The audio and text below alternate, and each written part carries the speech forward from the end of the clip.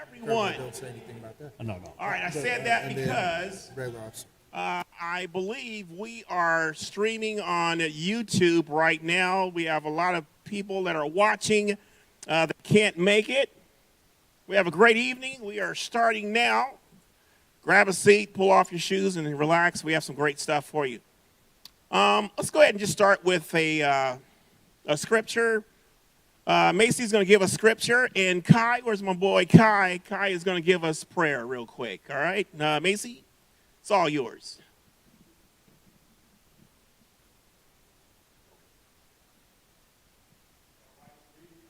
All right, guys, show some love for Macy while we're waiting on her mic. Show some love for Macy right now, all right? Yeah. All right. Okay.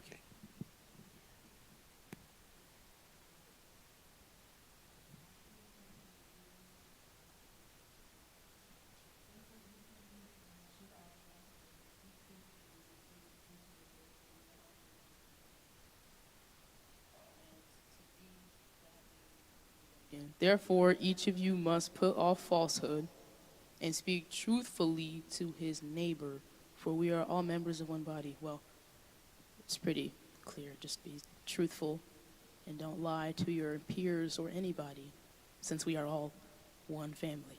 Thank you.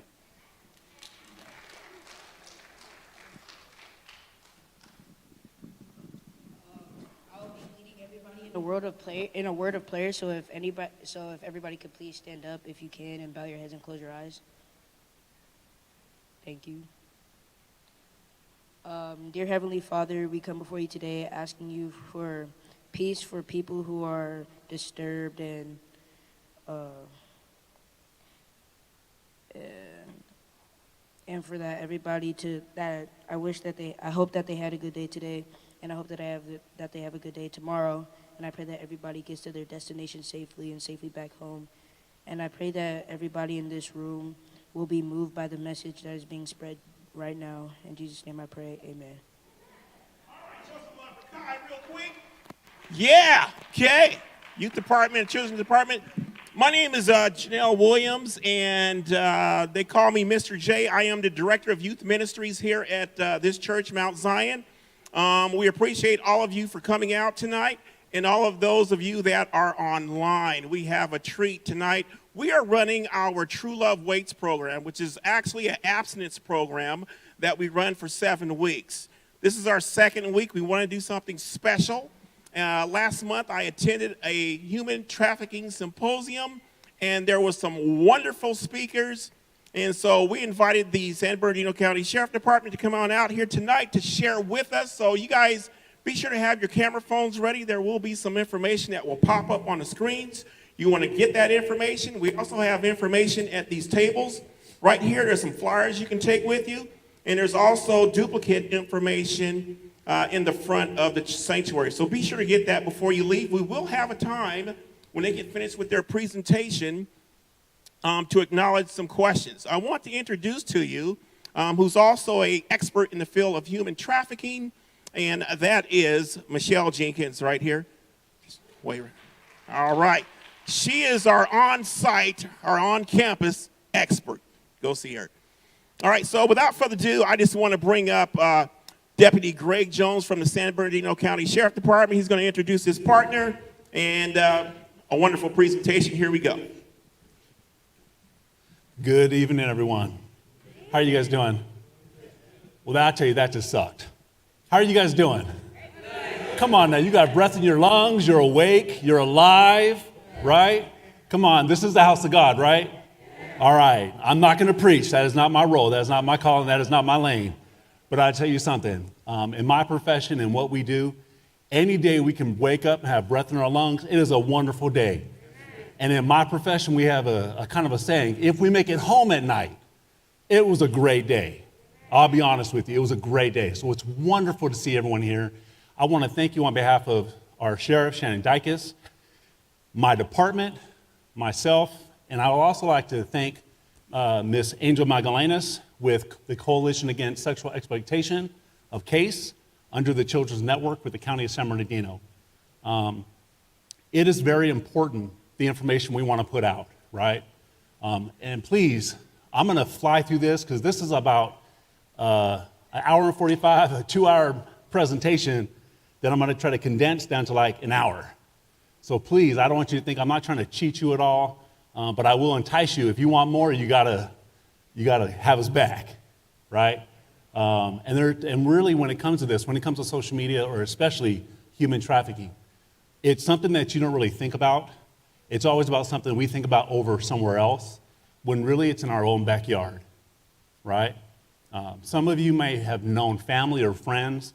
Some of you might have been in the life, in a previous life, right? Some of you might be in a situation where this might really hit home for you. If you have to stand up because it is getting too deep, you're not going to hurt my feelings. You're not. I would tell you this. Take a minute. Everybody just take a deep breath and exhale. Take another deep breath and exhale. And take another deep breath and exhale. This is a very sensitive subject. This is a subject that will get you triggered. It will bring on an onslaught of emotions. I am not here to upset anybody. The goal of this is, and I really want to thank your church leaders, your youth leaders, your pastor for inviting me out to speak about this. My name is Greg Jones. I've been a deputy for about 21 years. I've worked the jails. I've worked my entire patrol experience up in the high desert region of San Bernardino County. If you did not know, our county is over 20,000 square miles, right? It's a large county. It's snowing up in the high desert right now, right? They're talking about the pass might close. That's another reason why I'm trying to condense this, because I'm not trying to get stuck. But seriously, one aspect of this is it's going to hit home for everybody. The numbers are astonishing when you're talking about human trafficking. I'm only going to speak about a little bit about social media and how it relates to human trafficking, okay? I do not profess to be the ultimate expert. I'm not. I don't have a degree in psychology. I don't. I have experienced this in my own personal life with family. I have experienced this when I was working patrol. And I've been with our department in my current position for the last 4 years. I was extremely fortunate and blessed to be one of the facilitators for our human trafficking task force. And I speak about this. I get very passionate because unlike most crimes, this is something that the victims are endless. The victims really don't have a voice. And as much as I love our criminal justice system and what it's supposed to be and everything else, there's really not a lot of justice for the survivors. There's just not, when you think about it. If I was to ask anybody about, hey, tell me, do you think child molestation is okay? Of course it's not, right? What about rape? Of course it's not. Sexual assault? Of course it's not. But when we talk about human trafficking, we always think about something happens in another country, and then it never happens here. It never happens here. So what I'm going to talk about tonight is something simple, right? Something simple. And how many of you have cell phones? Who's got a cell phone? Put them up high. Huh? Yeah, oh, I should have said that. I'm sorry. Who does not have a cell phone? No cell phone at all? You have a landline. All right. I would ask everybody, as far as when it comes to cell phones or apps, how many of the adults remember an encyclopedia? Who used to have an encyclopedia, right? So I would ask for our youth, you know what an encyclopedia is? You do? No? Right? If I was to ask you, hey, do you know what a dictionary is? Like the book of dictionary, right? Yeah. I would also ask, how many of you, of the adults, is there any seniors in here who are blessed to be in their 80s or even 90s? All right, what about 70s? Excellent, excellent. So I would challenge some of our seniors the first time you ever had a real computer, you had access to a computer, right? Growing up when you were the youth age, you probably thought that was never going to happen, right? But now everybody has access to a computer. It's here, and it's not going anywhere. And because it's not going anywhere, we have to navigate these treacherous waters. If I was to ask you right now, you can look on your phone and you can pinpoint anywhere in the world and get an up-close view of what it is, right? You can look for whatever you want. You can get into apps. You can look into, movies and information, and anywhere in the world is at your fingertips. The problem is when it comes to social media, so is the world at your fingertips. It's also at theirs. People can find out exactly where you live. They can find out what you love and what you eat. They know who you hang out with. They can find your homes. They can find out who you hang out with, all by the access of an app or social media. If you did not know, if there's anybody who has a conspiracy, and it's all the Big Brother effect, right? We don't want Big Brother following me. Well, guess what? If you have a phone, you already agreed to it. As soon as you hit, I checked the box, so you were so excited. When it comes to social media, predators, people who are vultures, people who are animals, are sitting there lying in wait, waiting for you to put your information out there. Although social media is one of the greatest things out there, it's also one of the most dangerous. How many of you have seen our young people, when it comes to toddlers, looking at a cell phone, right? And now the cell phone is raising the kids. Now don't blame the kids, adults, because guess who gave them the cell phone, right? And I say that jokingly. The problem is we're giving them access, and you're giving the predator access into your life.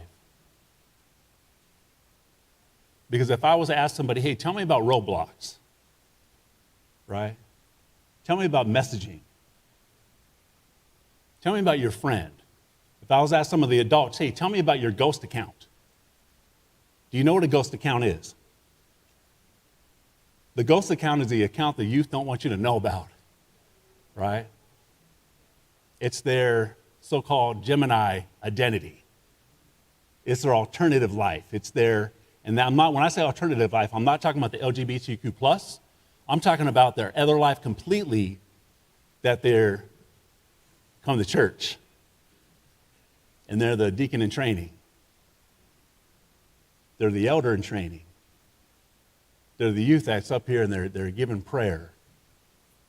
They're doing all these things. And outside of church, the world has them, and they're posting stuff they shouldn't be posting. And people are getting in their business. And you're allowing people to enter into your home without even realizing it. And as much as you want your kids to be influential and you want them out and about, the same thing on somebody on the other side of the app wants access into their life. And unfortunately, this happens far too often, mostly with our females. It does happen with our young men, and a lot of our population within the LGBTQ+, and a lot of the homelessness, but a lot of our young ladies are more affected than anything else. I would ask you, what exactly is human trafficking? What is human trafficking? What do you guys think? Pimping? Okay.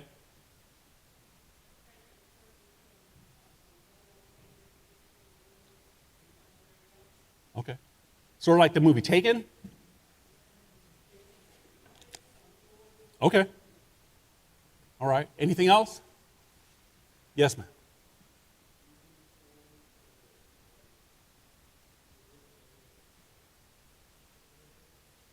Say it again.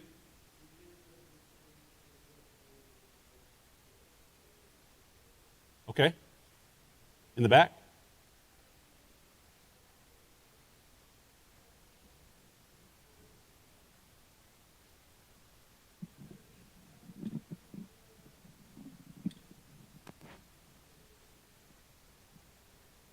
Okay. I'm going to summarize human trafficking between somebody else on this side? All right. It doesn't always involve sex, right? There's labor trafficking and there's sex trafficking. And whether you believe it or not, this is a multi-billion-dollar industry.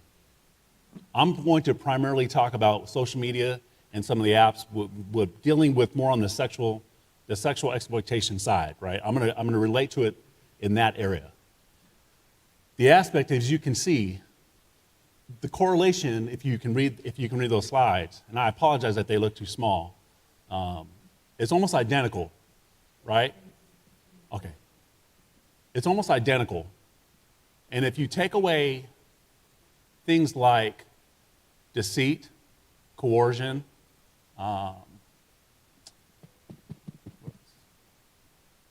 deceit, coercion,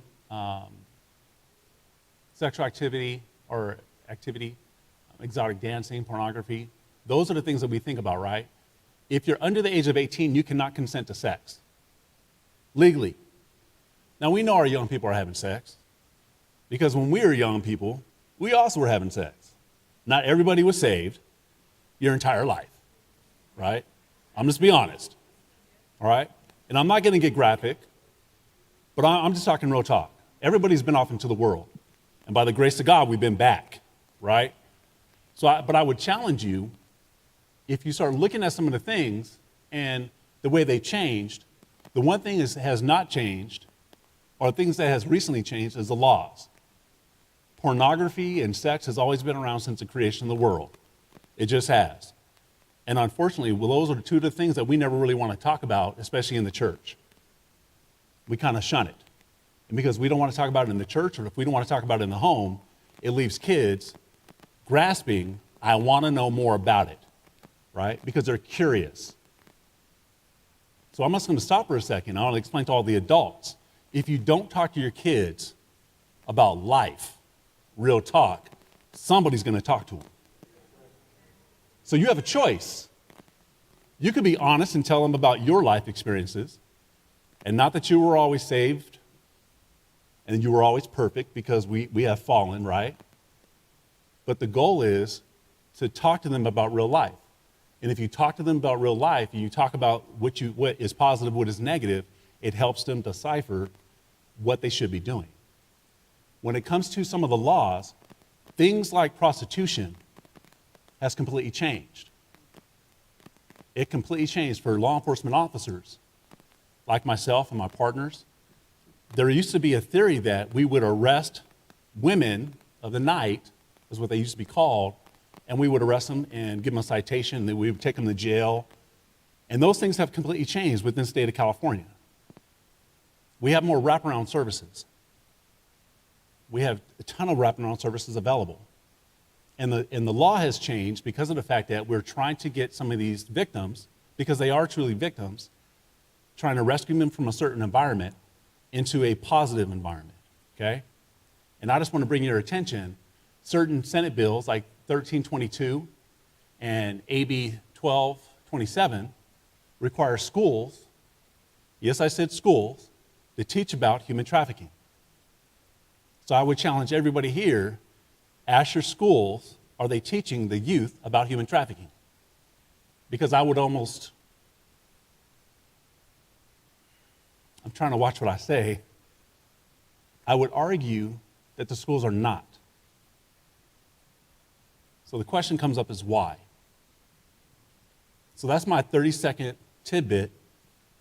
You need to advocate for your kids. You need to advocate for them. You need to explain to the superintendents and the principals why they need to be teaching our kids. Because if they say it's not really important, we don't have funding, then what is their role? There's a new law being proposed, like right now in Sacramento, and our sheriff has even written a letter of endorsement to endorse SB 14.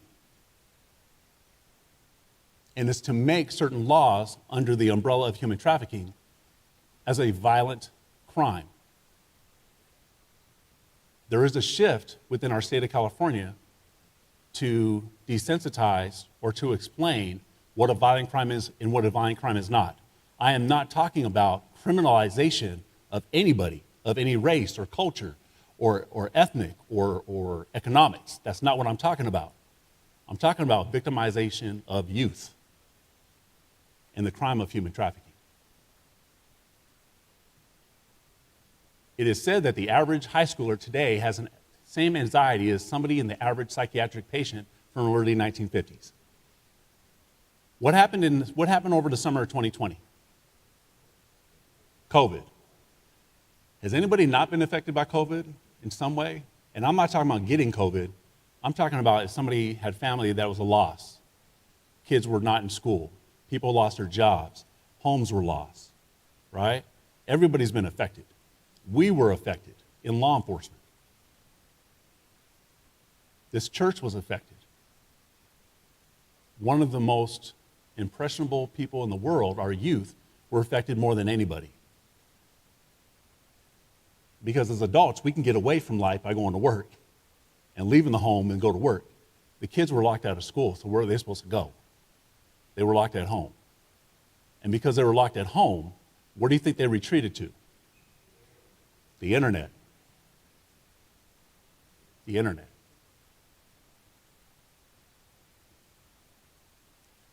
It is believed that the world's population is about 7.9 billion. 7.9 billion. And as of April of last year, 5.4 had cell phones. 5.4 billion people have access or have cell phones.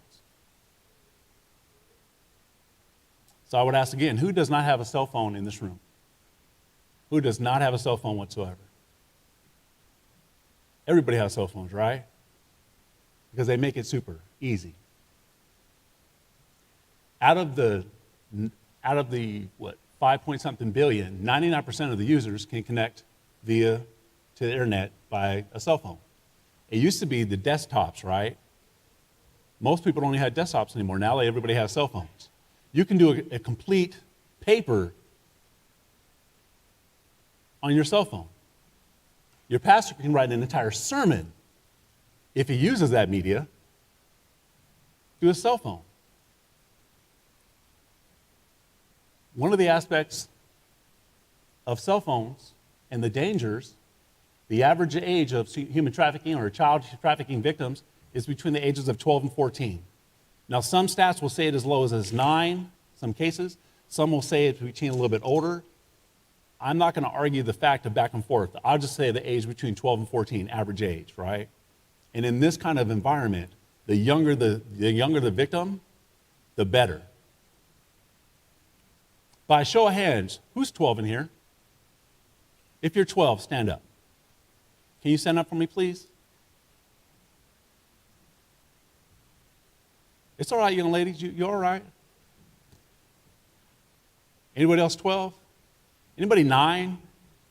Any 9 or 10? Let's do this. Where's all the youth? Can the youth stand up for me, please? If you're under the age of 18.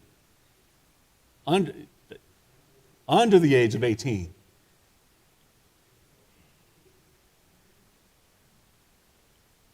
So I want all the adults to turn around and just look at the young people. This is what is at stake. This is what's at stake. Thank you. You guys can have a seat. They did not want to stand up for nothing in this world. Right?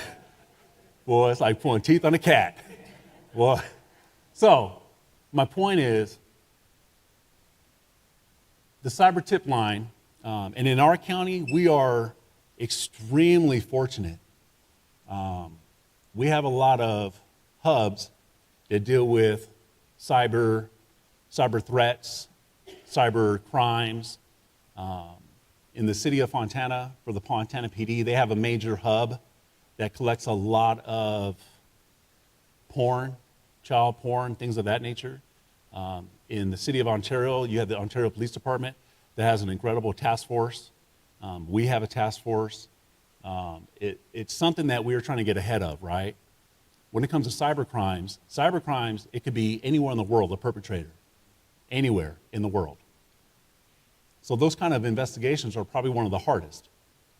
When a crime is reported, over 29.3 million reports in 2021 of child cyber abuse, sexual abuse, images, online enticement, sextortion, child sex trafficking, an increase of 35% from 2020. An increase. Why do you think that is? Why do you think the numbers went up? Huh? Because of the lockdown, right? Because of the lockdown. As great as cell phones and apps are, it still is one of the most dangerous platforms. If you did not know the word sextortion is basically this. Somebody takes an image of themselves, they take a photo, and it's usually, believe it or not, if there's any moms or women, they're usually taking photos in your bathroom. So your curtains, your shower curtains are posted all over the internet, right? And they're taking photos of themselves, usually with very little on or no clothes at all. They send it to somebody, right, thinking that somebody cares for them, and they don't. And then they will sit there and they'll use that photo. Well, you need to send me this, so I'm going to send out this to everybody, right? Sextortion. It's a little bit more complicated than that, but I'm trying to dumb it down. Overall, the cases have gone up.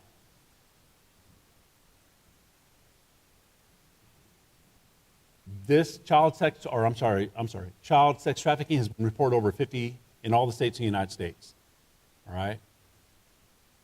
How do you think one of the number one vehicles to get information out, or platforms to get information out or to collect information, is through a cell phone? It's through a cell phone. Who has an Apple device in here, an iOS? Who has an Apple? Who has Android? Which is better? Really? All right. Well, I would tell you, they're both horrible devices. Because everybody has access to your stuff, right?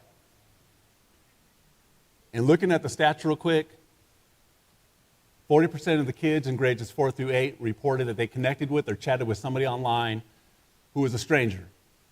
Of those 40%, and this is from 2019, the Children's Internet Usage or Usage Study, 53 revealed that the phone number to the stranger, so they gave their own phone number up, right?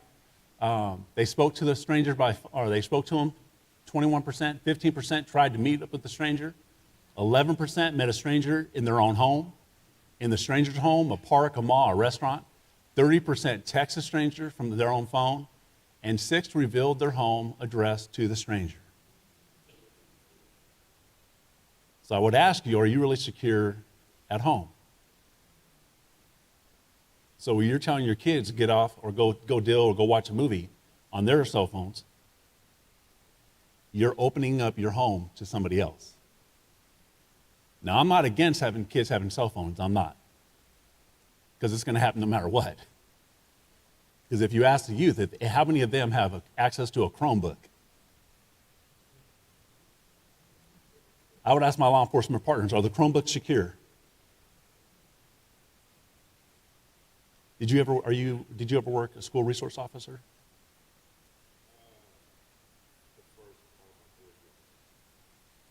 How many reports of the kids looking at porn or looking up something did you receive? Quite a few. Folks, I'm going to tell you something. The Chromebooks are not secure like you think they are. My daughters had Chromebooks, and they were buying Levi's and jeans, and I thought it was just for schoolwork. How many of you do not allow your youth? Oh, don't raise your hands. I'm not going to do that. This is rhetorical, right? How many of you, if you ask yourself, if you do not allow your child to have a cell phone, do you really think they don't have access to a cell phone? They have friends, right? Now, I'm not saying they got to go get the new iPhone 14 Pro Max. That's not what I'm saying. I'm not an advocate for that. They can have a flip phone. Okay? I'm just saying. So, globally, 2.5 billion video game players in the world. In the U.S. alone, 70% of the children play video games. Of our youth, how many of you guys play video games on your cell phones?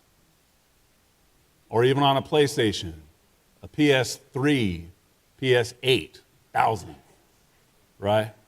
My point is, how many of you guys play video games? How many of our adults play video games? Right? And unfortunately, I will tell you this. Some of our adults, and I'm not saying any of the adults here, but some of our adults, they pose as younger people and they get into these games and they try to entice the kids to give them information. I'm going to talk about that later.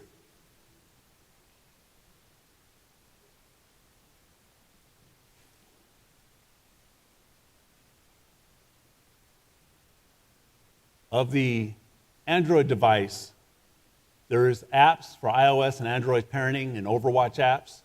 If you can take a photo of that, and I'm going to go ahead and scan by that. These change periodically all the time, all right? The thing about the apps, the more security we put out there or we try to get information for, the faster they change. And a lot of these app developers and these companies are overseas. So the federal government can't really control or even regulate what is being put out there through the FCC. All right? Positive parental apps. Smart Social is probably one of the best apps out there. Some of this is you do have to pay a fee. I don't endorse any of them. I'm just putting the information out there. From the Verizon Smart Family, the Norton. NCMEC is the National Center for Missing and Exploited Children. All right. Bark. Bark is like I call it an Overwatch app because it can watch and monitor what the kids are putting in, right? And they can flag certain things when they talk about suicide and hurting or shooting or guns or violence. The communication is done through Fortnite and Roblox, Minecraft. These are live games where anybody in the world can get into. How many of our adults do have no clue what Roblox are? Raise your hands if you don't know what Roblox are. All right. I'll sum them up this way. Roblox is simply a community. It's like going into a site, and it's a ton of different rooms you can get into. And you can make your avatar the person who you want to be. You can be anything. If I want to be a unicorn, I can be a unicorn through this app. If I want to be a dog, if I want to be a female, if I want to be a child, if I want to be older, if I want to have muscles, if I want to be skinny, right? I can be whatever I want. I can have long hair or short hair. My point is, I can change who I am at any point in time.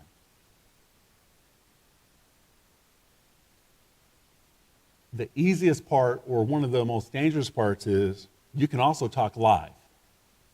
You can talk to whoever you want anywhere in the world at any point in time.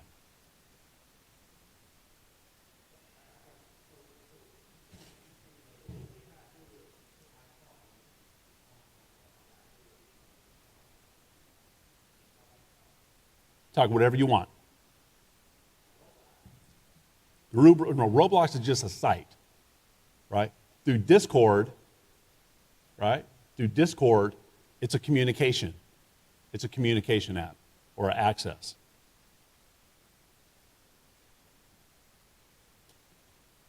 A lot of the times, the youth will talk to somebody in a different country. And I'll share this with you. I have a friend, she has an 11-year-old or a 10-year-old daughter. Her daughter was talking to a so-called friend of hers, and the daughter said that this is a friend of mine from school. She was serious. Her mom had talked to her. Her mom is educated. Her mom is well-versed in social media. The young girl said, yeah, I'm talking to my friend. Okay, well, how does she know where you live? Well, she doesn't, but she knows my other friend from school. Okay, so now my friend from school, and she says she knows my teacher, and she knows where school I'm at. And then she started talking more and more, and then her friend started asking her questions like about her own house and her life. And then she started saying things like, well, I got to go. It's dark here. And in the middle of the day here, it was dark over there. If you didn't know geography, if some place is light over here and it's dark over here, then they're on the other side of the world. All right? My point is, somebody had disguised and made her daughter believe it was a friend. And I showed her all she has to do is she can go to any school as long as you have and the person can pick a school, look up on the school who the teacher is, the principal is, come up with some name, and instantly that popular teacher, now we have a friend. And for our youth, that's what they do. Has anybody ever gone fishing where you hook the line with a worm and you throw it out and you just wheel it back in and you try to do whatever you can? They do the same thing with social media. Discord is one of the most dangerous things out there, right? Discord also has a safe direct messages, right? Where you can go into the privacy, the privacy for safety. You can go into the settings and you can set it to where the kids cannot receive information. They cannot receive apps, right? This all correlates back to human trafficking. Because what do the traffickers want to do? They just want to get the kids and want to get their attention. They start priming them and grooming them and befriending them, and they make it seem like they're not by themselves. And they make it seem like they're there for them.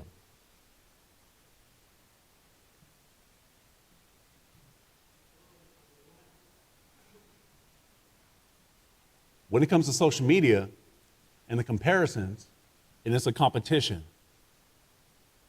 Nobody ever looks on social media and the person's going to blast out what a horrible life they have. They're going on these fabulous trips. They have the newest kind of kicks. They have the new cars or the jewelry or the purses.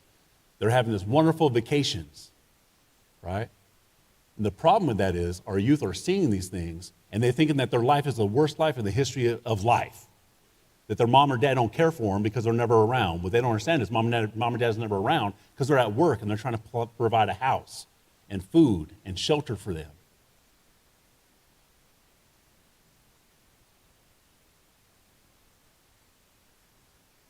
Who has an iOS phone? Who has a cell phone? How many of you check your cell phone, the screen time that you're actually on your cell phone? You can go into settings and you can see how much screen time. So I would ask you, how much screen time do you actually look at your kids and how much time they're actually spending on their phone? Of our adults. What adults has who has an iOS phone, real quick? Who has one? You do, sir? How much screen time did you have last week? A lot, right? And if I were to ask you, if somebody has an average, let's say 5 or 6 hours a week, right, on cell phone. How many parents go to work first thing in the morning? You leave, you wake up, you leave, you go to work. You leave your kids. How much time are you actually spending with your kids at home? In the morning, Monday through Friday. What do you think? 30 minutes?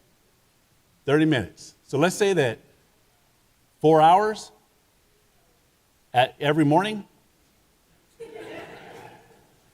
That's a lot of time.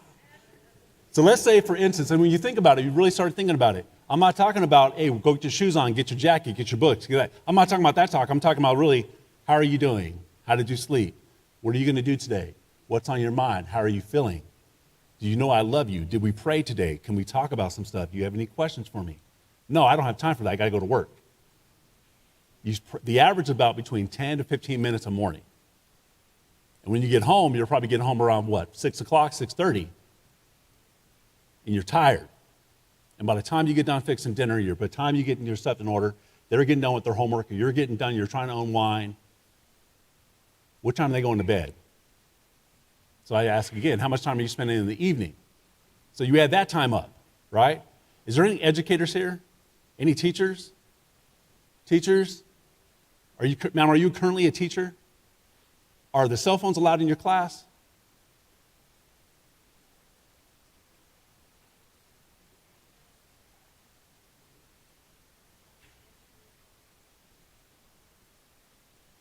Yeah. Thank you. I wasn't trying to put you on the spot. My point is, it is a big conflict right now having cell phones in the class, because the kids will have their earbuds in and they're listening to music, they're on their phones on 20% instead of in the books. My point is, so now the cell phones, who do you think they're looking at or listening to, and who do you think they're looking at the social media stuff? So now they're being barraged with information through their cell phone and the cell phone apps. So when I ask you, how much time do you actually spend with your child, and I'm not barraging anybody, I'm not soapboxing anybody, but I'm really asking the question for all the parents, how much time do you spend with your youth? Because even if you come to church on Sunday, how much time are you actually spending with your youth? I mean, really spending with your youth. Because somebody is.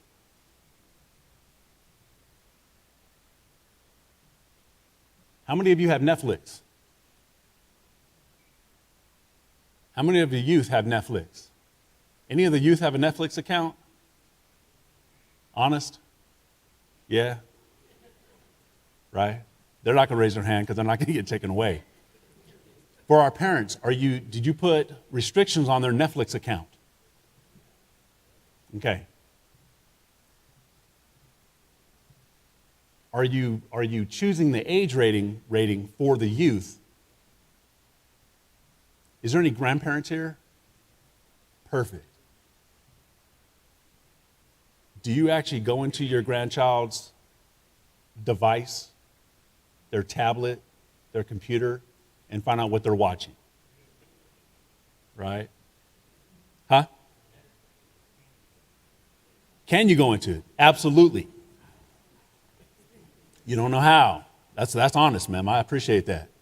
The thing is this. If you're not sure, am I overtime? Okay, I'm overtime. Okay. The thing is, you can YouTube it, right? But the thing is, you want to ask, how do I get into the settings? And YouTube is a wonderful thing. I'm not against having social media. But you can look up everything through YouTube. How many of you guys have a TikTok account? How many of our youth have a TikTok account? Youth, you guys don't know TikTok?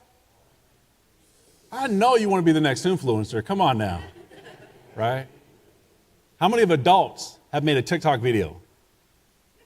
Don't act like you're all holy now. Come on. Right? If we weren't in the house of God, it'd be a different question. But I would say this. TikTok really blew up over COVID because everybody was in the house and now they want to dance, right? Okay, cool.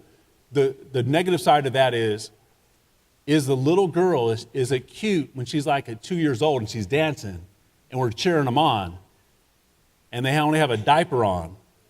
Is it still cute when she's like 15 and 16 and got her underwear on? Still cute? No. Those things are programmed, folks, okay? They're programmed. My point is, you need to go into the devices and go into the settings and adjust the settings to what they view. And I know the youth aren't going to like that, but you need to put passwords on these things. And somebody mentioned that, are they allowed to or how to? If the youth don't give you their device, they don't have free access to everything.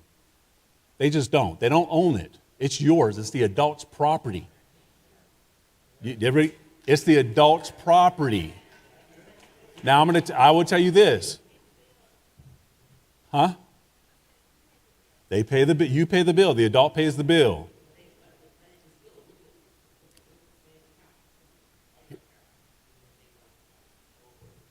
I completely agree. My point is, you should be at least going in the phones, and when they go into the phones, you should be at least looking at their deleted files in their trash can. Because the kids are always deleting stuff to begin with. And if their trash can in their phone is completely empty, we have a problem.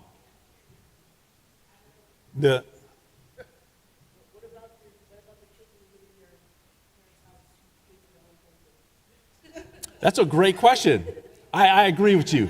And my answer to that is this. Do you pay rent? Do you pay the lights?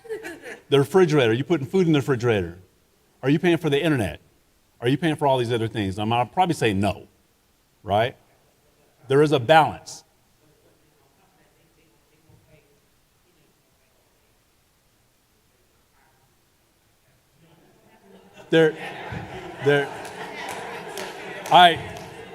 I would say this.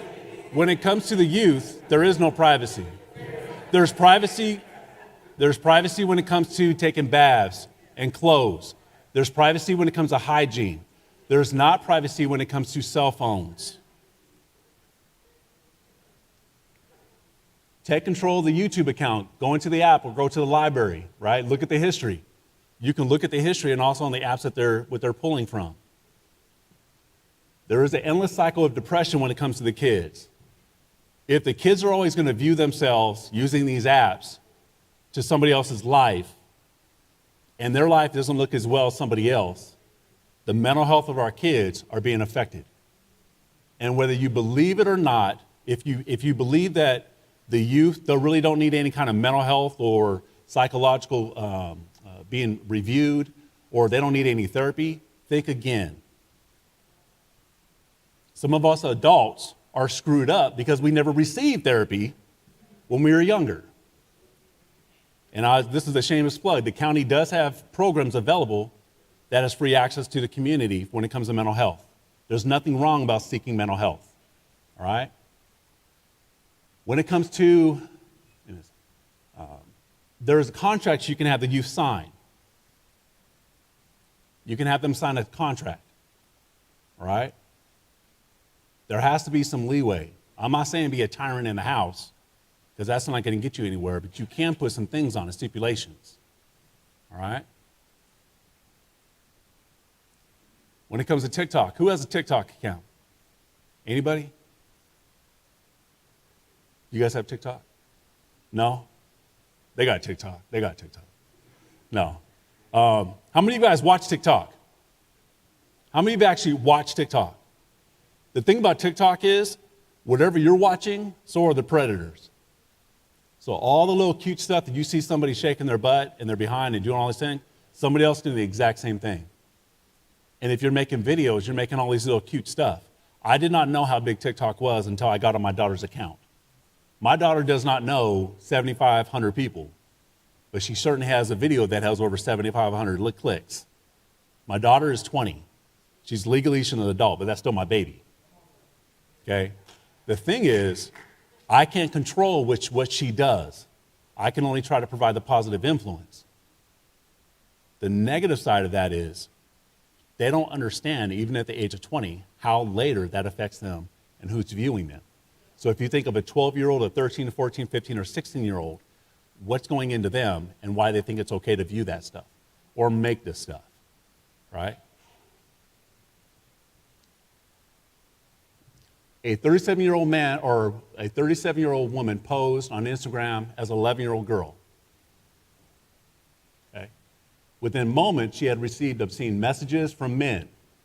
Over 2.5 hours, she had received over 31 video calls, 17 text messages, and 11 photos or videos of the genitalia. It doesn't take much. If I was to ask the ladies in here, how many times you have been hit on within the last week going from your car into like Stater Brothers or Albertsons or a store? How many times you've been hit on or somebody has said something to you leaving the parking lot coming into the sanctuary? It happens every day. But ladies, you're not alone. Some of the men also have been hit on, right? The ones in suits, right? The ones looking dapper, the ones, looking good. My point is, it doesn't take much. It doesn't take much.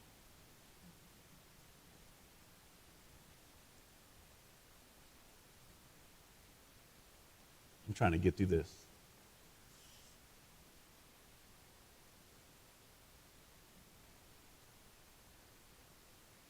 I want to talk about Bark real quick. The marginal fee for Bark, I'm not endorsing it. It's $14 a month or something like that. I'm not saying it's not the only one, but if you can afford it, it's probably one of the best media apps or social media apps you can get because it really does monitor everything the youth do. All right? If you have Verizon, they have a thing called the Parent or Smart Family, right? If you have another device or if you have other, I'm not sure what AT&T has. I'm not sure what some of the other companies have. I just know for myself, I have Verizon. I have a Verizon phone, right? And they have Smart Family. And with that is the kids can't delete it. But you can also track where they go and what they look into, and you can shut off their social media stuff. You can block, and a lot of these other apps, you can block what sites they get into. And I know some are used to looking at me like, why are you telling them this, right? But honestly, it's one of those dangerous things.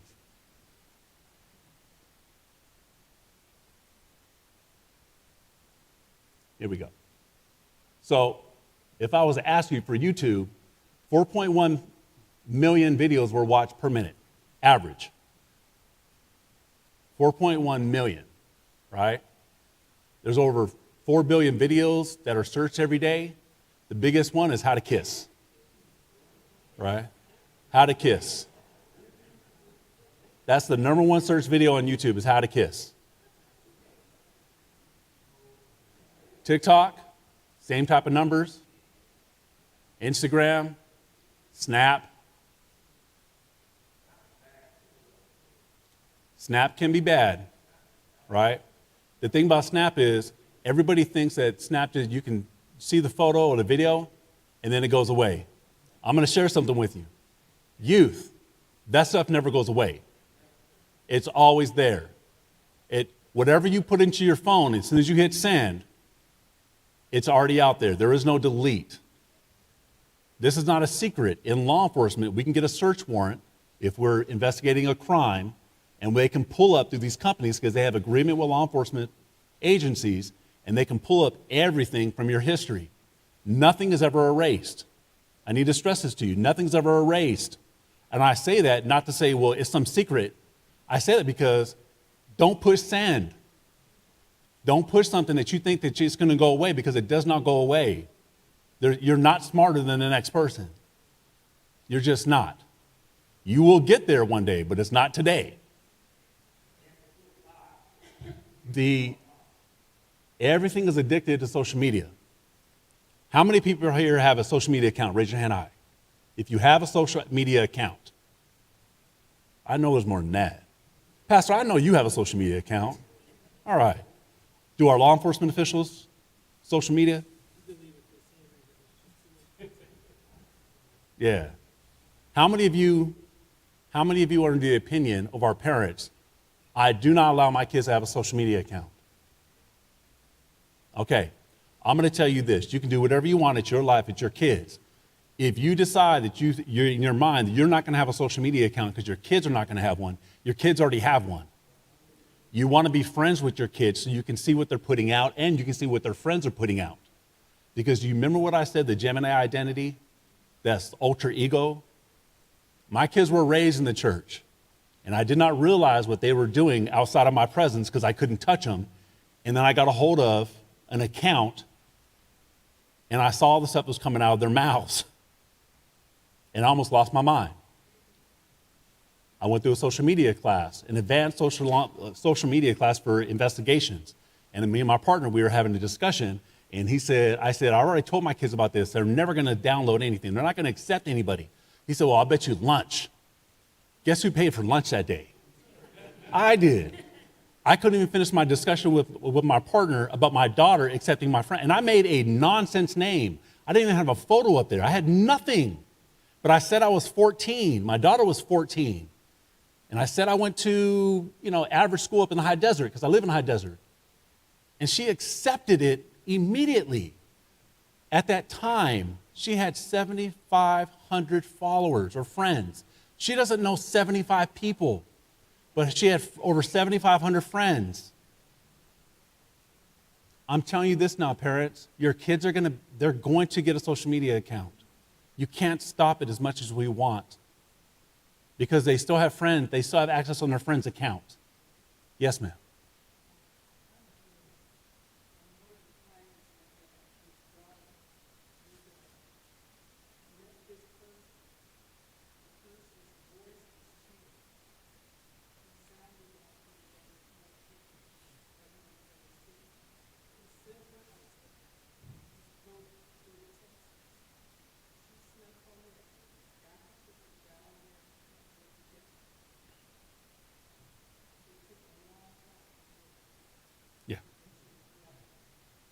Yeah. And thank you for sharing that.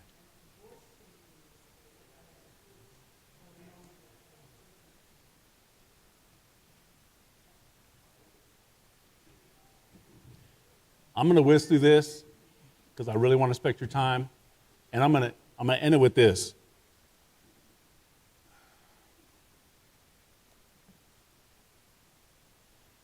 I thought I was a really good father and a really good uncle. And I had a family member, and I don't say this to get all woe is me. I don't tell you this, but I tell you this because when I say it can happen to anybody, it can happen to anybody. I have a family member who, at the time, I told the parents, you need to really get into her business. Do you have her password? We don't have her password. Why not? Because that's hers. I said, that's a mistake. You need to have the passwords. You need to get into their stuff. You need to be able to be aware of what they do. Long story short, she started a relationship with somebody online. It got to the point where he sent for her, he came out here, sent for her, and took her back to another state. She was gone for over a week. She got caught up in the life. And the parents are a really decent family. Both her parents love her. She has both mom and dad, so that's not an excuse. She's loved more than life. That's not an excuse.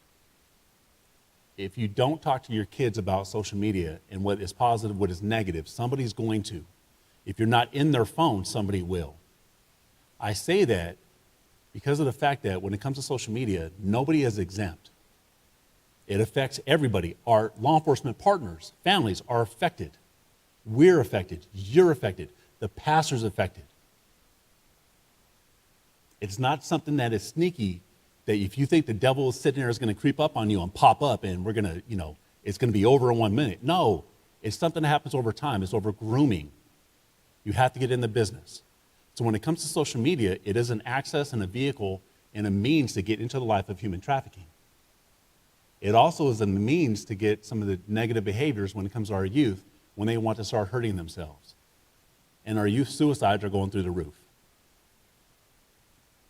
And that is the hardest thing to face when we have kids who are killing themselves or destructive or they're cutting.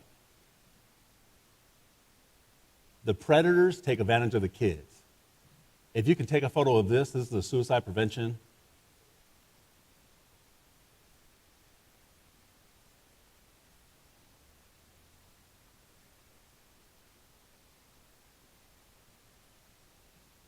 This is my information. Oh, I'm sorry.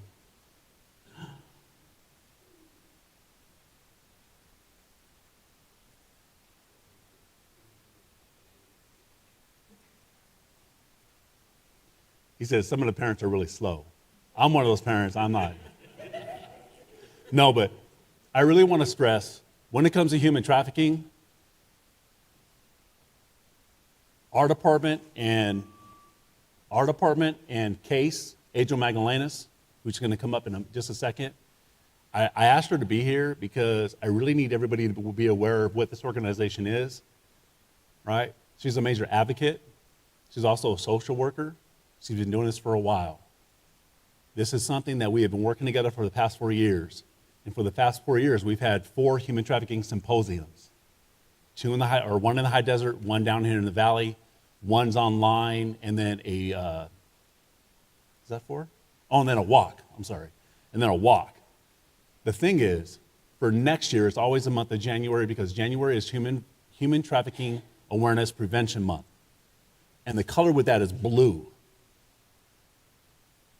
I'm going to beg every parent, if you do not get in your kids' lives, somebody will. And when it happens to you, you're going to be on 911 asking for help, asking for one of our officers to show up, and they're going to show up to try to help, but there's not much they can do because they cannot solve in 5 or 10 minutes what has been destructive for 5 or 10 years. The cell phones, the media stuff, it's not, the kids have access to it, but it is not their right. It's not like air and food and shelter. It is a privilege like a car. No matter what you do, please attend some of the stuff that we put on. There's always free stuff online. You can look. There's a lot of information, even when it comes to cell phones and social media and other things of that nature. I try to condense this, and if I went over, I apologize. But I would like Angel, if she can come up and she can explain what Case is. All right.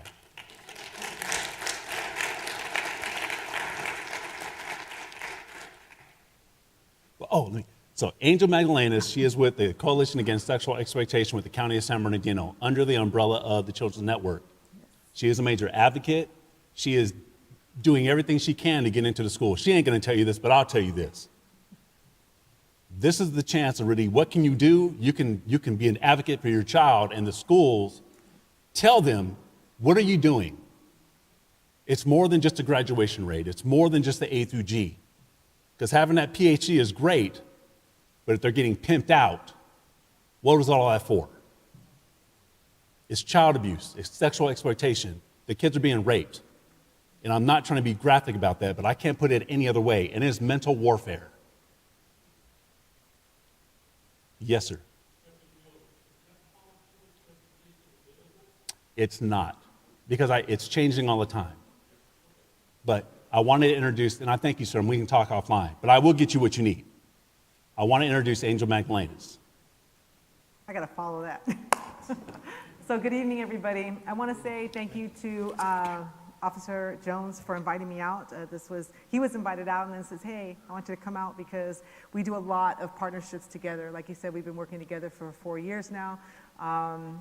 The Sheriff's Department and CASE, we've been doing some really great work. So this is part of that work, is coming out and talking to you all and just kind of having a conversation. Our main point is just to have a conversation with you all, get you all talking about human trafficking, and then give you the resources or give you some kind of information so you know where to go. So I'm glad that you have your local expert here. So she's put out a lot of great things. So at the end of all this, we have set up some kind of buffet for you all. She has some information up here. There's some posters that she put out about trafficking, and then my table over here is centered around the Children's Network. As Officer Jones said, I'm from the Children's Network. We are a county agency. Our primary focus through Children's Network is about preventing child abuse in the county of San Bernardino. He said that we're like 20,000 miles, you said big or something. You are sitting in the largest geographical county in all of the United States. San Bernardino County, there's not a bigger one in all of the 50-plus states. Here in California, we're the biggest. So we have a lot of ground to cover. I am currently the coordinator for the Coalition Against Sexual Exploitation, better known as CASE. We were formulated and created by the former district attorney in 2009. Our primary focus is servicing minors from the age, I'll say 0 to about 18, and then if they're in care, whether they're under the juris of the Department of Children and Family Service, probation, the district attorney's office, the public defender's office, that means juris, that they have some kind of supervision over them. We carry their cases and will provide services till they're about 23 years of age. So our primary drive is to keep minors from getting involved, and as Greg referred to, being in the life. So in the life of trafficking, you're either in it, you're coming out of it, you've survived it, you're thinking about it, you've been exposed to it, you're branded by it. That's part of the terminology when we talk about being in the life of trafficking. So we came out today to really just kind of, like I said, have this conversation, bring this information to you, ask you all to, one, advocate within the schools to get us in there so we can have more conversations, because one of the things that Greg said was, how much time do you actually spend with your young folks each day? The teachers are the ones that see who they talk to, they see how they dress, they learn the language that they talk, they see who they're running with, what they're doing. So it's really about educating our educators about what to look for, the signs, the resources, all of those things, so they can then have you all be active when it comes to protecting our young folks. So at Children's Network, we do campaigns to prevent child abuse. So if you've seen on the back of the bus, if you've seen Dad with a cape and it says Dad was the first superhero, that's one of our campaigns, because we're about getting fathers involved in their children. So my brochure is here. I'm going to kind of go through the list of what we do at Children's Network. So I said I'm the coordinator for the Coalition Against Sexual Exploitation, so that's CASE. The next one I have here is fatherhood involvement, because we can't do anything without dads. So any of you all, say, are business owners that service the community? Any of you do any kind of outreach within the community other than the church itself? Okay, so we want to involve dads. So I have the gentleman that works with me at my division named Juan Solis. He's all about getting dads involved. If we have men empowered in the lives of their children, children do better, right? They stay higher rates of education. They stay out of trouble. They don't get into gangs. They don't do all these things when they have a dad in the home. So men, we want to empower you. That's part of our Fatherhood Coalition that prevents child abuse in itself. Then we have the mentoring task force. Mentoring task force is about getting you all involved to watch out, to support, to advocate, to mentor our young folks. Because when you go into a new job, what's the first thing they do to you? And who trains you? Or a mentor, right? The person, the lead, right? Somebody, you get a mentor. You get somebody to take you through the ropes, show you how the business runs. So how Yes, you want somebody to mentor you, right? So how is it that we put our kids out there and we don't get them mentors to show them how to navigate life? So we're all about mentoring. So if you want to give back to your community, you want to get involved, I really highly suggest in some form or fashion become a mentor. Mentors go further in school.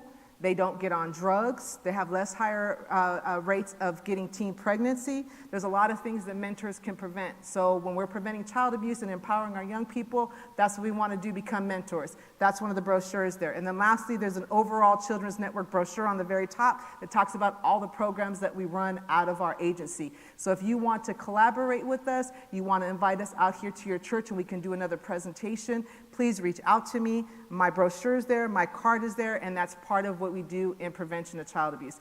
Back to about CASE. When we were formulated in 2009, legislation was different. Our young people were being charged with prostitution and pandering. And as Officer Jones said, there's no consent. No child can consent to having sex with an adult. It is molestation and it is rape to have sex with the child, right? So that there is no quote unquote child prostitute, and that's the way it used to be looked at until January 1st, 2017, when the laws actually changed. And we started to become much more victim focused. We were no longer locking up our young victims and putting them in juvenile hall and charging them with prostitution and pandering. We became very victims focused. That's CASE's primary mission now, is about really giving those young people a new beginning, trying to provide the services, trying to give them legal services. We do a whole bunch of stuff within CASE to work with these system-involved youth. And I do have to preface it, the fact that CASE is only dealing with system-involved youth. I do a lot of consults and consultations with hospitals and families and law enforcement and our FBI liaisons and all kinds of Homeland Security. There's all kinds of agencies and people that reach out to me, and I have to try to provide whatever services I can outside the realm of CASE, because our funding purposes and the way we are funded, we are only allowed to kind of provide services to those young folks that are system involved through those 4 agencies that I was talking about, our DA's office, public defender, probation, or CFS. I am currently employed and have been employed with the Department of Children and Family Services, formerly known as CPS. We are not baby snatchers, by the way, because that is the reputation that we have. We are not out there. We do not want your children. Trust me, we do not want your children. We are out there to protect kids, and that's what we truly do. We do have a bad reputation. I apologize for that on the behalf of our department, but we are not out there to do that. We are really out there to keep families together, and our whole focus with the Department of Children and Family Services has really switched to that. We have really changed in the last I've been there 10 years now. I've seen the shift within the agency and how we do that. So I want you just to be aware that I am a social worker. I have been doing this for quite some time. Prior to that, I was with the probation department and the gang unit for 2 years, and we were out in the high schools really trying to keep young folks in school. So my passion has always been the youth, right? Working with young folks. That has always been my passion. That's what I went to school for. That's what I've always done. So I really am grateful that we've got some young folks here today. So I really am glad to see you all. And I want to ask just a question. How many of you came were you told to be here, or did any of you come saying, I want to hear what Deputy Jones is going to say? Just by a raise of hands for my young people. Under the age of 18. How many of you came here on your own will? Thank you for that. And you just wanted to learn something, right? I appreciate that. The rest of you were drugged here by what? Car, tape, whatever. You're going to come to this, right? And you're going to learn something. So I want to come to the back. For some reason, the kids all want to sit in the back. And I'm one of those people that like to call out the kids. So what I want to do is to engage you all, because I want you to come away with something, and then maybe you can share something. But which one of you wants to just give me something that you learned from Officer Jones' presentation? Go ahead.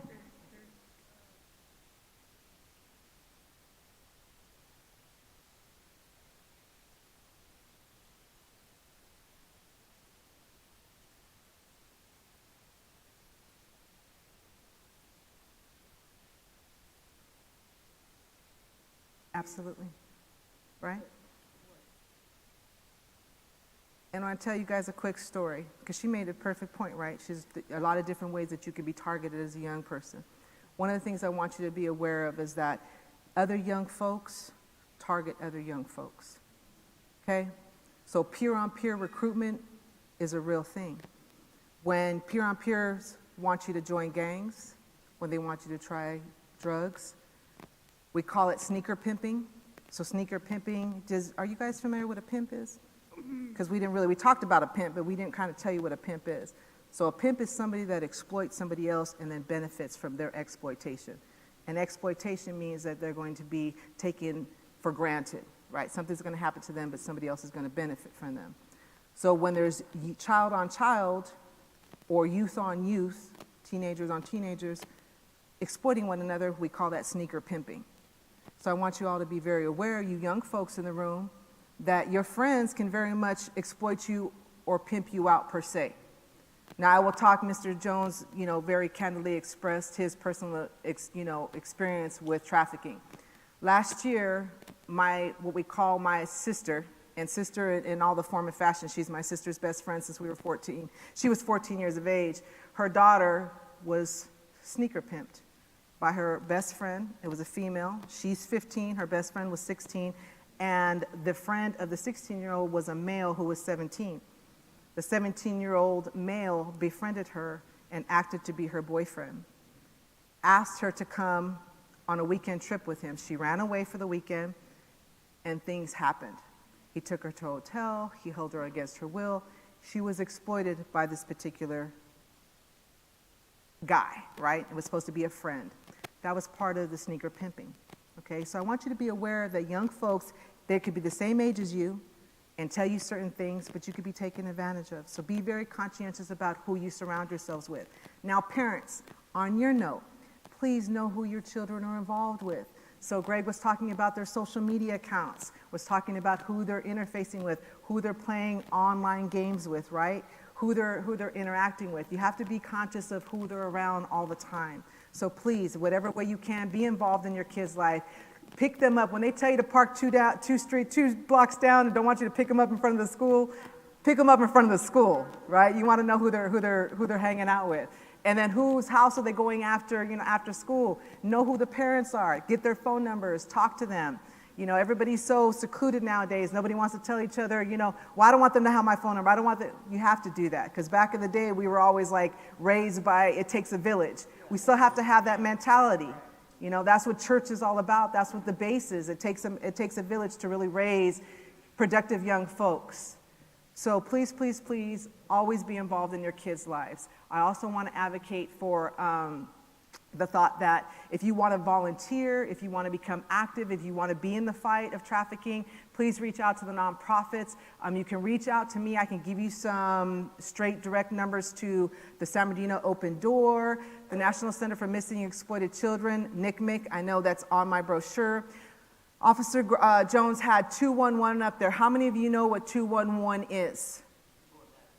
Yeah, 211, 211.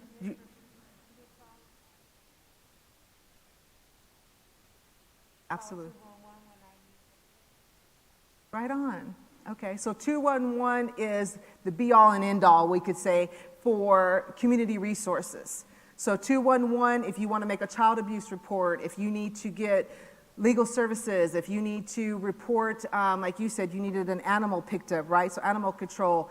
If you need your light bill paid, if you need a food pantry, 211 is a wonderful resource. So not only is it, Mr. Jones had it up there for his resources, but they can connect you with the local nonprofit, any mental health services. If you need to find out about domestic violence, abuse, there's all those kind of resources. You just call 211. They speak 36 languages, and there are 365 days a year, 24/7. So that's an excellent resource. If you don't come away with anything, come away with 211. So I just wanted to give you guys that information because I will also provide you inside my brochure some numbers and resources when it comes specifically to trafficking. Now, I don't really have much more to say because I will go on and talk forever, but I wanted to let you know a little bit about who I am. I want to talk to specifically to the youth because I think it's very, very important that we give them the information and make them feel empowered and also just kind of be aware of who could be out there and taking advantage of them, and then also to talk to you folks, to let you know, to kind of spark some ideas and some conversations. Like, Mr. Jones says, please talk to your kids. And I'm just gonna say, please reach out to me. I have my goodie table over here. The only thing that I ask, because part of our funding is through the state Prop Mental Health Services 63, is that I have to collect all the demographic information of the individuals that I'm kind of coming out and talking to and presenting to. So if you'd like an item of mine, you can come up, sign the sign-in sheets, and then please help yourself to one of the items on the table. I'll be standing there for questions. And then please feel free to reach out to Greg and myself. Part of our passion and what we do is we do these presentations all over the place. So I trained myself like almost 1,400 people last year, came out and talked to everybody from youth to, I mean, I can't even tell you where I talked to nursing programs and ER doctors and law enforcement, and it just, I really want to get into the schools, so thank you, Greg, for that plug. Please, please, please ask your school districts to let us come out and have the conversation. I don't want to say I want to come out and train or have, you know, bestow whatever upon the group. I just want to come out and have a conversation just like we did tonight, and it just kind of spark some interest and keep, you know, human trafficking in the forefront. So reach out to us. My card and my information will be up there, and then Greg gave you his information. And thank you all, and please be safe tonight. The weather's really crazy out there. If you have pets, please bring them inside or put them in the garage, because it's going to be freezing for like the next 8 days. So please be mindful of your pets. And please, if you know somebody in your neighborhood that's struggling, you see a homeless person can provide a blanket, please do that. Please do that, just because it's going to be rough for these next several days with the weather. And thank you all for your time, and be safe and have a good evening.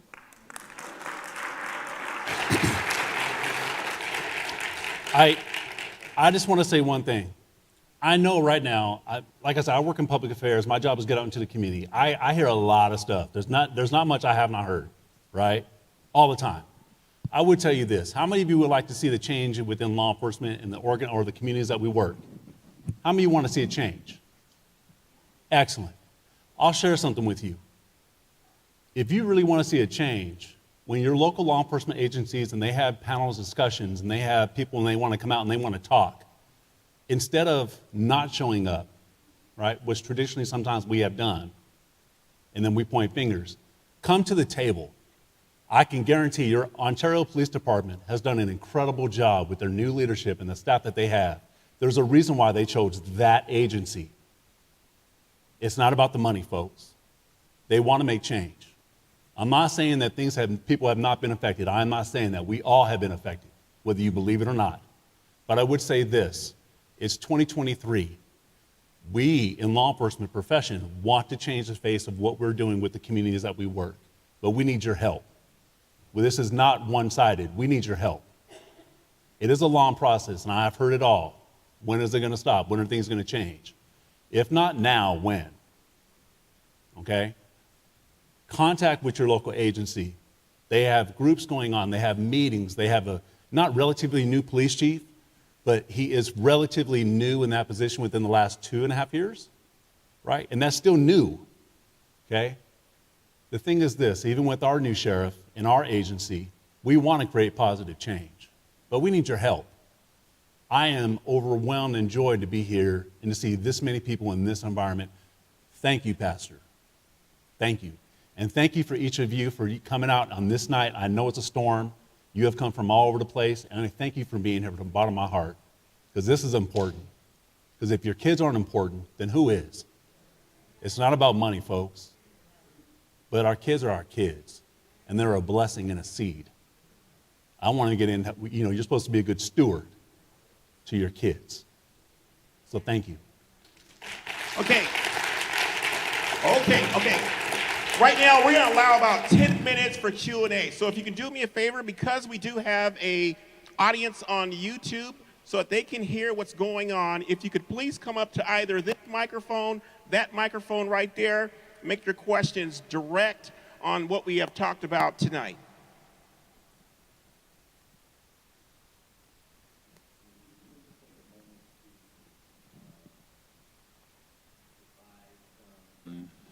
Insight into some of the signs that we should be attentive to, that a youth is possibly being trafficked? Really great question. Really great question. Okay. So first of all, I will say, once again, please know who they're hanging out with, right? The crowd that they're hanging out with. If they all of a sudden start not coming home at night, right? If they disappear from Friday night to Sunday, right? If they start to change their clothes, if you find key cards, hotel key cards, why would a child have a hotel key card? Why would a child have 2 and 3 cell phones, right? All those typical things that we talk about. There's branding tattoos. So branding tattoos, typically your trafficker will brand the individual. So they can brand them on the neck, brand them on the left eye.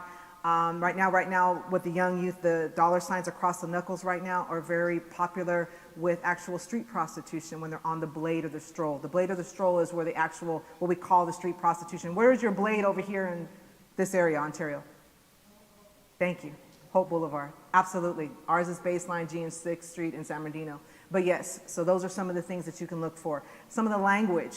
I can't go into my whole presentation. Call me out. I'll do the whole 2-hour presentation for you. But I can give you some more, what the language is, what the pimp culture looks like, that kind of thing. But yes, let me know. We do the trainings. We can come out and we can talk in detail about what some of the more signs are. I got, pictures of the branding, all of that stuff. But really great question. Thank you. Some of the emojis on the phones. The emojis. The symbols on the phones and the little symbols that they add. You got to pay attention. That was a great question. Yes. And that's it. We do a human trafficking presentation. It's more than just an hour, folks. I'll be Oh, honest. yeah. I do a Right. 4-hour and a 2-hour training. Yeah. Next question.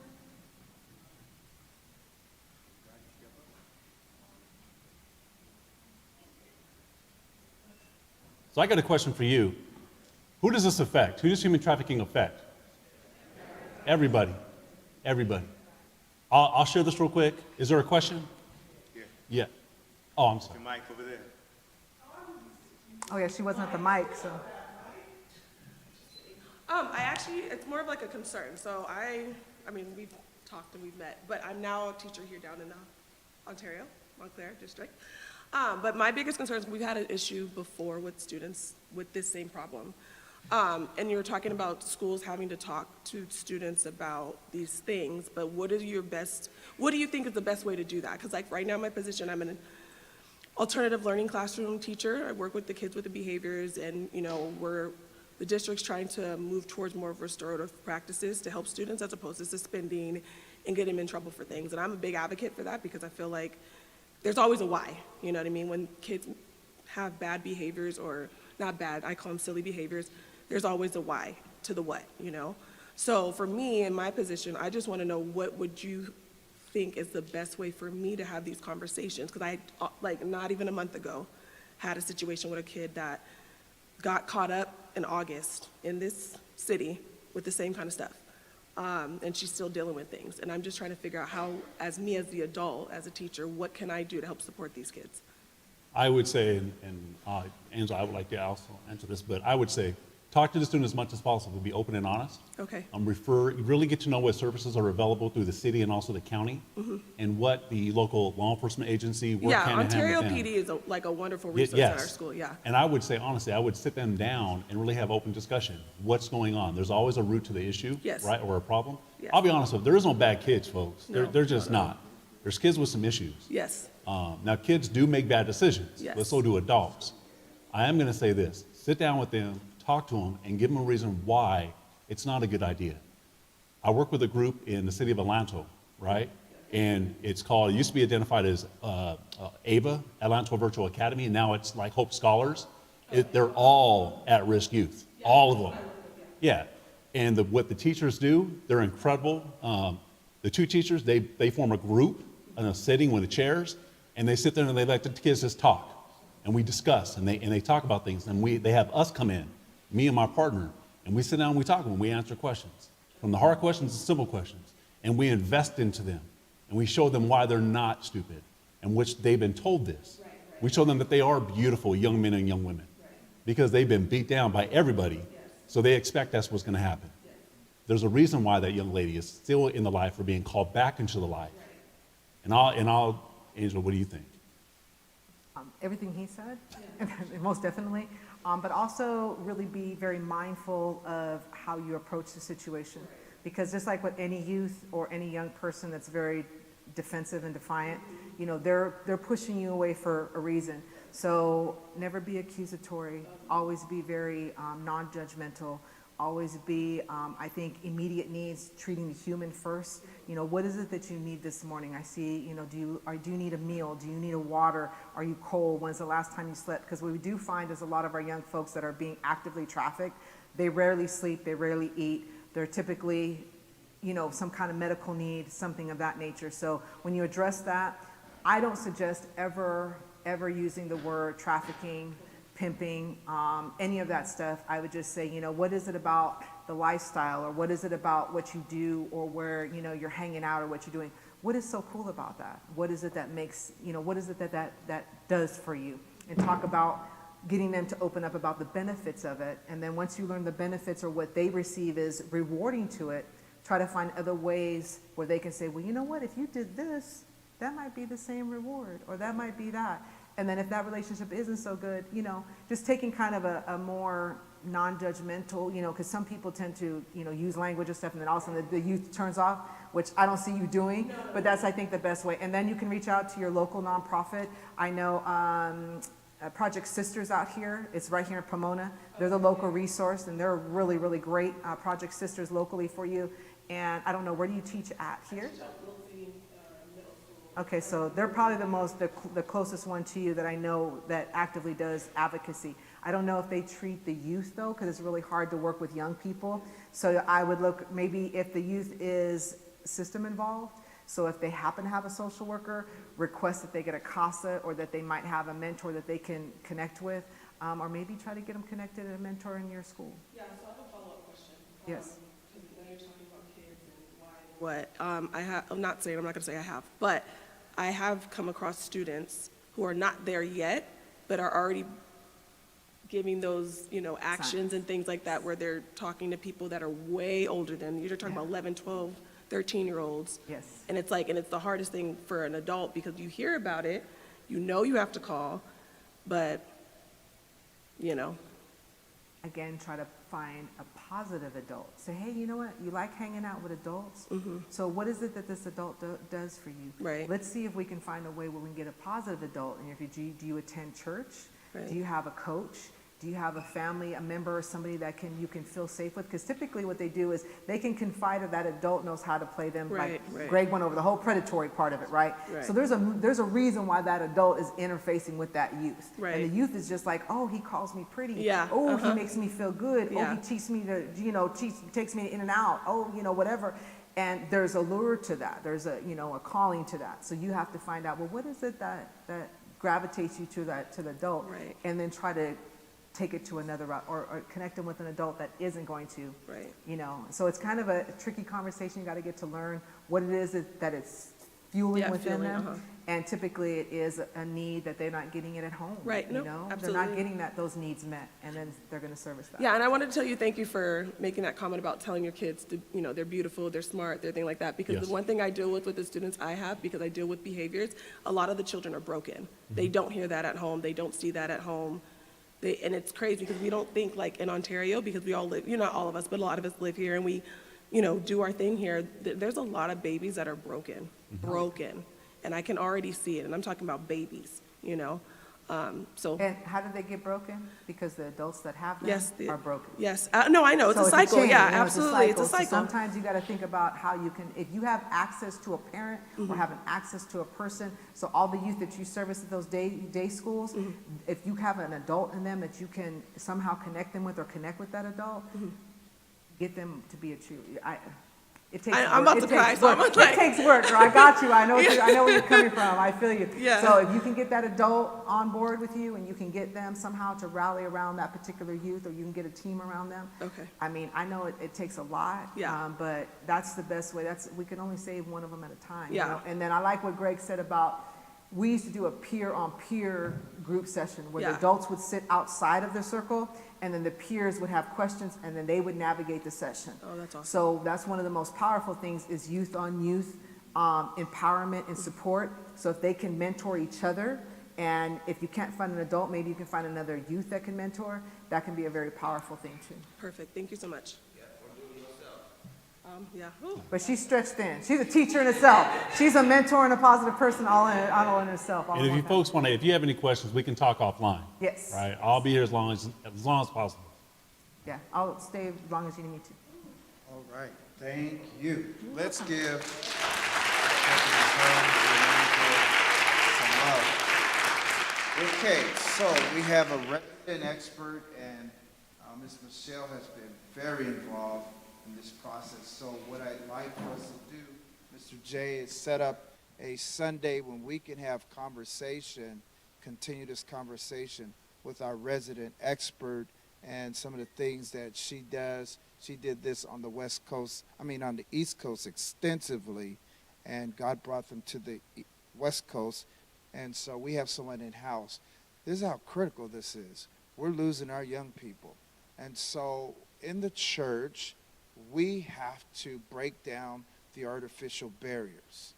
So it's not us and them, and it's together. We're doing this together. So it's really incumbent upon us as the adults to reach out to the young people and just have conversation. It's not their job to walk up to us. It's our job to walk up to them. In this environment, this is a safe environment, and we work really hard to make sure this is a safe environment. All of our workers, they have background checks. We do not have workers in this church working with children and youth who do not have background checks. We need to know who's who, all right?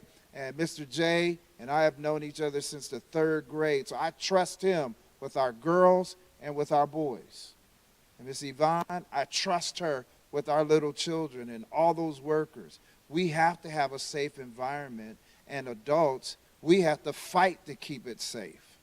And we have to engage our young people. There's nothing wrong with, hey, what's your name, girl? Carly. So Carly, what school do you attend? And just having conversation so she knows, hey, they care about me. They even spoke to me. Instead of us looking at these young people, we're not going to have this conversation about these young people and what's wrong with them. There's nothing wrong with them. They live in an environment that is totally different from the way you came up. They're not going to go back to the way you came up. They're not interested in a world with no cell phones, a world with typewriters, a world with phone booths. They're not interested in that world. They're in this world, and you have to join them and meet them where they are.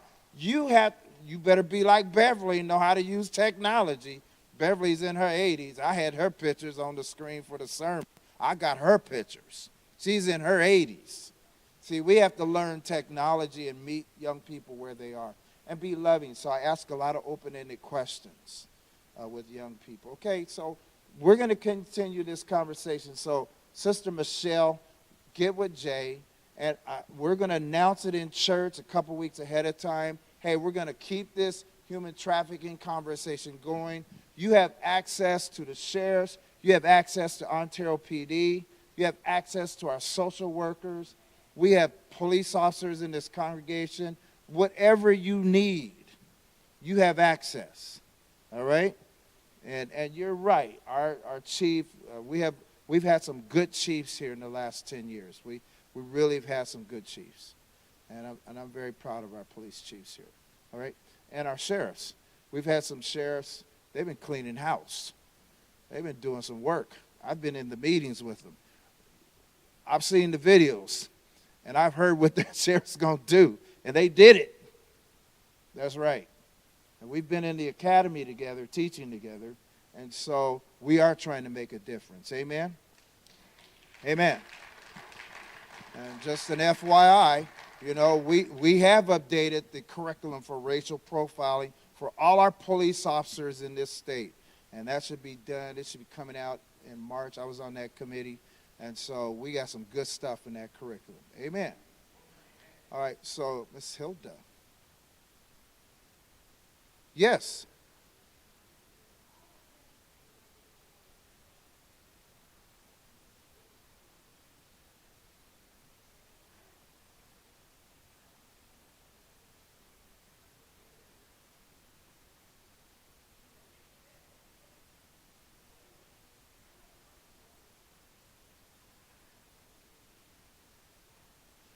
I'll tell you, the best teachers are your grandchildren. Are your grandchildren. They will. My daughter spent 4 hours on a Saturday and taught me how to use a program for presentations. She was so happy to do that. 4 hours. She was very patient. They're the best teachers. Pardon me? Yeah. They'll be happy to teach you, trust me. And if we need a workshop, we can do that. And we'll have them teach it because they're the ones that know it. Okay, thank you for your investment. You know, when there's a good game and they go into overtime, you know, I've been at those games. People don't get up and leave. It's like, this thing is too intense. We're going to stay for this extra 2 minutes. We're going to see what's going to happen, all right? And so I would never have Ontario PD come to this church and we not have them say something. So come on and say something. Just say hello. All right. There you go, sir. How you guys doing?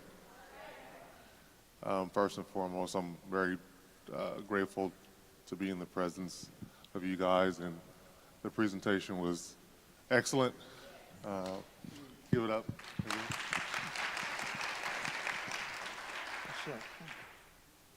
Prior to 2 weeks ago, for the last 4 years, I also worked undercover investigating human trafficking cases.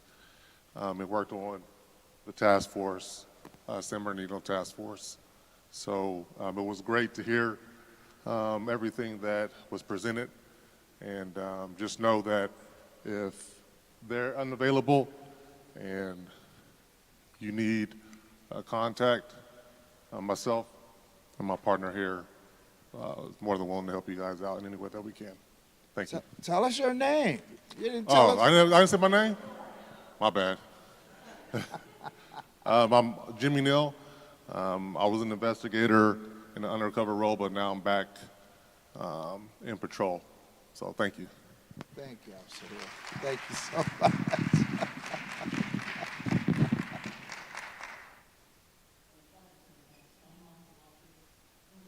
If you haven't noticed yet. Thank you very much. Good presentation. Actually, one thing that the kid thing.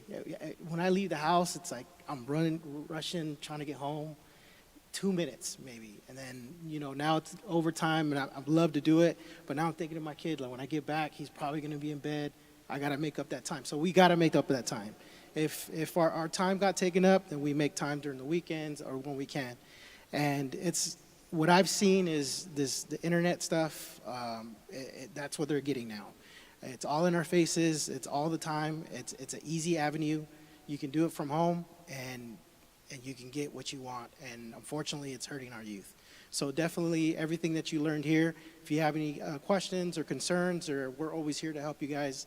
And I appreciate Pastor for everything. Thank you very much for having us. Thank you. All right. Okay. Here's the last thing. I just wanted you to know what Sister Michelle's group was called, and just tell us something about the group and what you did. What I did was I raised awareness in the churches, because the body of Christ has the Holy Spirit within them. We, as a body of Christ, a body of believers, need to be able to educate our kids, and be able to raise each other's kids up in the church. And so that was my main focus, was going to different churches and raising the awareness of what human trafficking was, so people could be aware of it and understand what to look for. So I have a whole bunch of materials here. I also worked with Polaris and a couple of different local organizations in Pittsburgh, helping them to just going around and raising awareness and being able to be a voice in the community. And so I have a whole bunch of information here, just like the lady Angel does over there, just different handouts so that you could be aware of what to look for in your kids, because we need to be able to raise each other's kids, be those voices, be those trusted adults that they might need. They might not want to reach out to mom and dad, but maybe a brother or sister in the church they might be able to open up to. So it's so important for us to raise and help raise awareness, and so we know what to look for, okay? And I do have posters available from the Blue Campaign. If you have a business, if you have somewhere, even in your cubicle, if at work, if you'd like to put a poster, I have a ton of information. So lots of information to read, but at least it's good information and trusted information. Thank you. Thank you. All right. Okay, we have some visiting churches. One church is all the way from Los Angeles. All right, so Greater Height Missions Church is here. You all just stand up, wave your hands. All right. Thank you for being with us. Bless you. Any other visiting churches? Any other? I know I saw one group had to leave. Any other visiting churches, Jay, that I missed or that aren't standing? No, everyone else is family. Amen. All right, we love you all. And we're together. Somebody say we're together. Okay, we're going to win this thing together. Let's stand, let's stand, let's stand. Get excited after an evening like this, don't you? Want to make a difference, right? And making a difference takes time. What we do takes time. So for me to just sit and talk to these little girls right here, these like my girls, and like daughters, it takes a few minutes. You can't just rush out to church. You got to stop and talk. It takes time. And so to make a difference, it's going to take time, your personal time. And as my pastor used to say, if you don't give them time right now, you're going to be painfully aware of them later. Okay, so we're going to give them time up front. Amen? Father, thank you for these precious moments to talk about how to get out in front of this very devastating issue in our society where our children are being abused. It's heart-wrenching. It's hard to deal with. But God, we're up for it, and we're asking you for wisdom, knowledge, and understanding. We're asking you for strength, everything we need to make a difference in the lives of the children here, the children in our communities, and abroad. So help us and give us the resources we need to be effective. Thank you for our law enforcement partners and our social services here tonight who are committed. They give their lives to making a difference. And I ask that you will let your hand of favor be upon them and give them safety as they work on our behalves here in the community. The Lord bless you and keep you. The Lord make his face to shine upon you and be gracious unto you. The Lord lift up his countenance upon you and give you peace. Lord, remember our children and our youth. Let the church say,